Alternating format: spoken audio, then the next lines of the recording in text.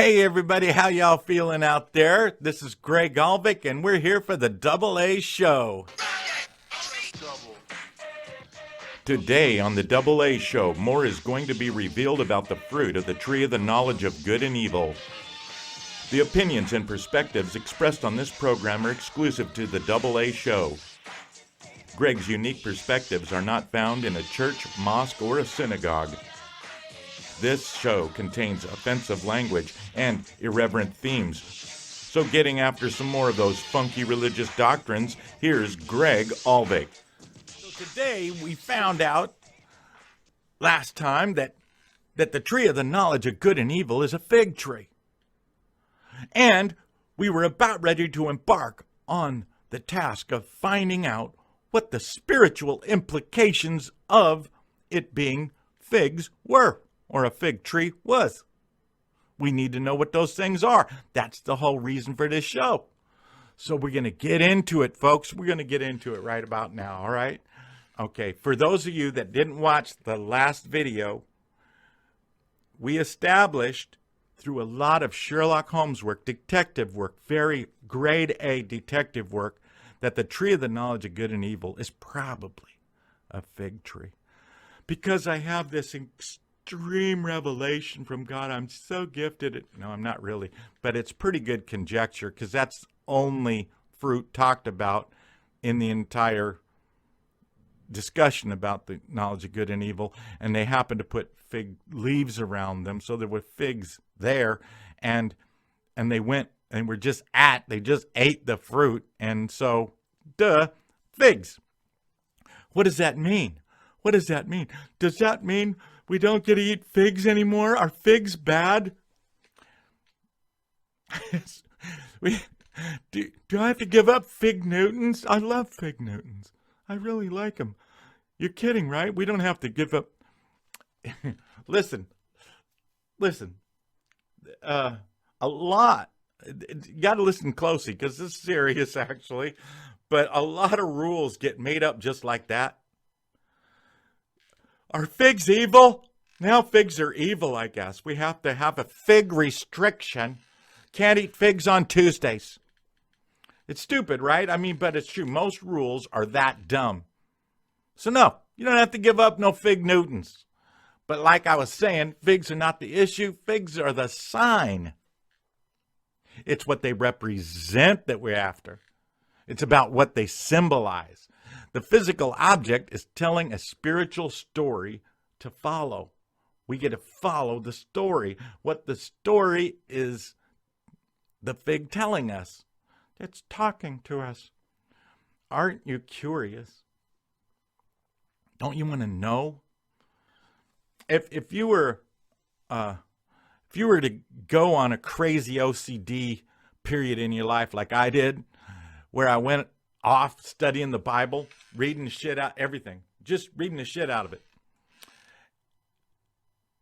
Every waking moment for years, I was just going in every which direction imaginable. I was into this and looking at that, and I was rabbit trailing here and going off on all these various tangents and paths. And I can tell you this for sure. This is for sure after all that. The Bible doesn't push a belief on you. People do, but the Bible does not. It don't. You can read the Bible, and it's mainly just a collection of stories without a lot of interpretation to it. There's a whole bunch of authors, right? And it's pretty much been established. A whole bunch of authors over an immense length of time, and fairly undisputed. And the Bible doesn't lay out exact ways to think and exact rules to follow. Now, it did in the Old Testament for the Jews, right? Because that was the Old Testament thing. The Old Testament was for the Jews, and they gave and it gave them exact laws. But the New Testament says, oh, by the way, that shit don't work. If you try that and do all that stuff, it's just gonna mess you up. So we're gonna be doing a reset now. And we're going to go out with the old, and we're going to go in with the new. So now, in the New Testament, if you're trying to find a system and trying to come up with some sort of systematized religion where it lays out exactly the way you're supposed to worship God, it's way too vague. You ain't gonna find nothing. It's just stories with no interpretation. But Paul does some encouraging letters, in his opinion about, he has ideas he offers, and you can stick these things in your belief system, and he doesn't really get. It's like everything. The whole law went down into love your neighbor as yourself. That's why so many people have been able to take advantage of the Bible. They grab this and that, and they take a pinch of this and a scoop of that and that right there, and they arrange it and twist it and shove it together just to suit exactly what they're trying to do, right? Suit their agenda. So whatever way's best, and these stories get used to make up any kind of phony religion they want. If you emphasize this story and present it in this way, people is going to give you money. And if you highlight these texts right here in the Old Testament and just focus on, David and Abraham, and there's some other examples in here, you can get all kinds of women to have sex with you. Trust me, bro. Now, you want to keep your church big and growing with lots of money coming in, you're going to need people to pay that money, and you also need them to be loyal to your church, right? So you want to make sure you emphasize these covenant things. God makes covenants with people. You got to be a covenant church. You got to be covenant, and say covenant a lot, because that locks people in, and they won't leave your church. If you say covenant, preach covenant. It's covenant church, that's right.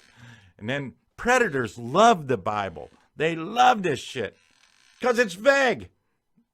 See what's going on out there, right? I'm just being real. Churches on every street corner, right next to the Starbucks, because they're on every street corner. How can churches and Starbucks occupy the same street corners?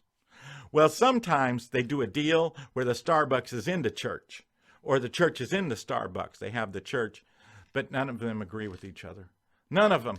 These guys, they're evil. Those guys that worship at that Starbucks, they're horrible. They do all kinds of stuff wrong, too. They don't have the rules figured out. Those guys think if you do that, then that's special. And these guys over here, they think if you do, they're just all messed up. No one agrees. So many denominations and sects and arguments and isms. The Bible is so spiritual. If you take it literally, it sounds kind of retarded. It literally sounds retarded. That's actually the way if you take it literally sounds retarded.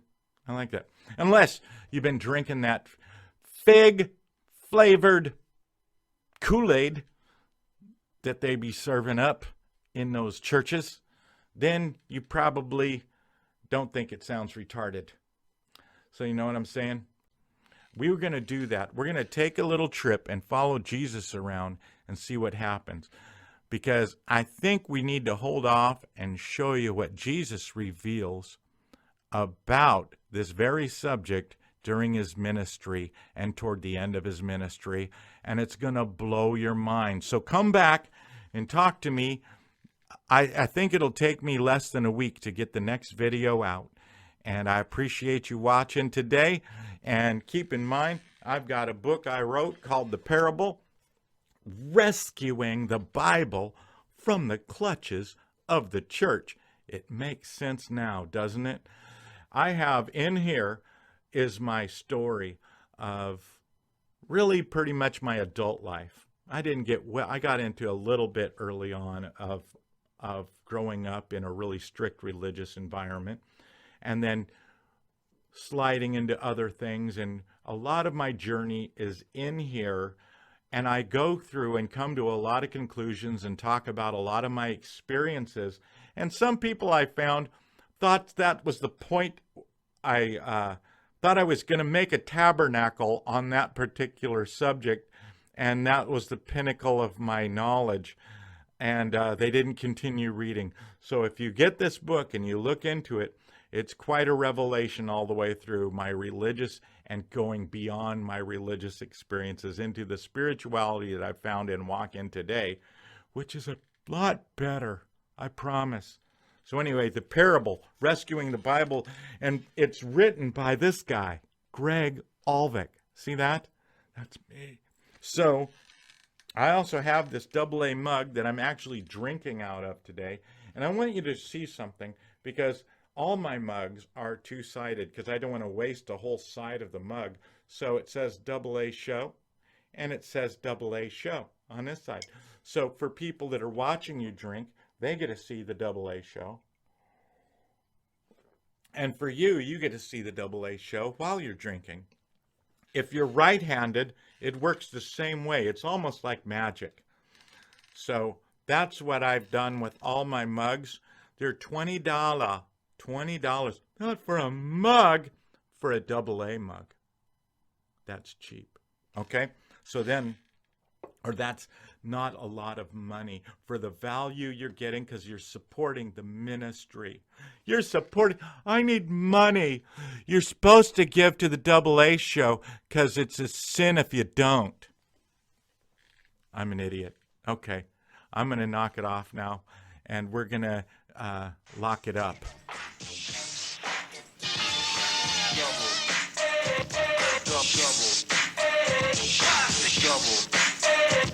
Double.